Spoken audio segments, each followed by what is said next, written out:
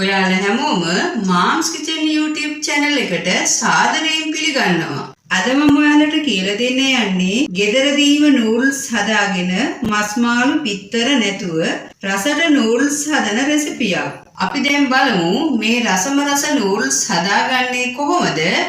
උවමනා කරන්නේ මොනවද කියලා. පාන් පිටි ග්‍රෑම් 150ක්, ලුණු රස අනුව, පොල් තෙල් මේස හැඳි 3ක්, සිහින්න කපාගත් මධ්‍යම ප්‍රමාණයේ බීලුණු ගෙඩි භාගයක්, සිහින්න කපාගත් අමු මිරිස් කරා 2ක්, සිහින්න කපාගත් සුදු ලුණු බික් 2ක්, කෑලි මිරිස් මේස හැන්දක්, වතුර අවශ්‍ය ප්‍රමාණයට. මුලින්ම noodles වල ඩෝ එක හදාගන්න භාජනයට පාන් පිටි, ලුණු රස අනුව, පොල් තෙල් මේස හැන්දක් එකතු කරගෙන හොඳින් කලවම් කරගන්නවා.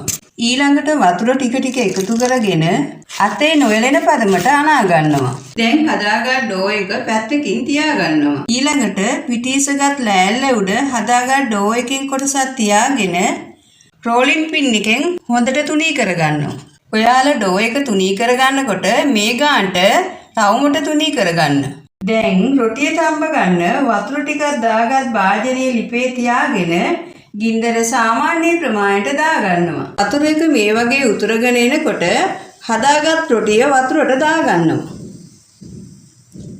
විනාඩියකට පස්සේ රොටියේ පාට වෙනස් වෙලා තැම්බිලා තියෙනවා. දැන් රොටිය වතුරෙන් ඉවත් කරගන්නවා. රොටිය නිවුනට පස්සේ මේ විදියට රෝල් කරගන්නවා. ඊළඟට රෝල් කරගත් රොටිය මේ විදියට තීරු කපා ගන්නවා. දැන් කපාගත් තීරු දිග ඇර ගන්නවා.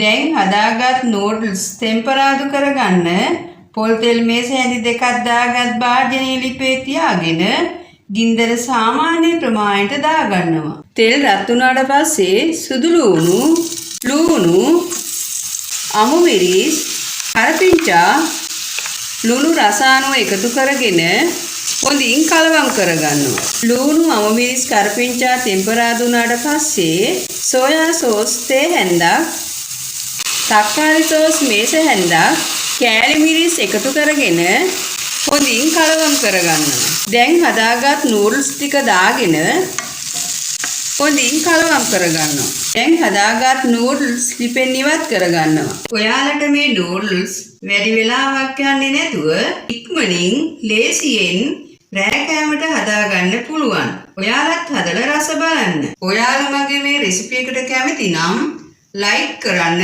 share කරන්න, comment කරන්න. මගේ channel එක තාම subscribe කරලා නැත්නම් subscribe කරන්න.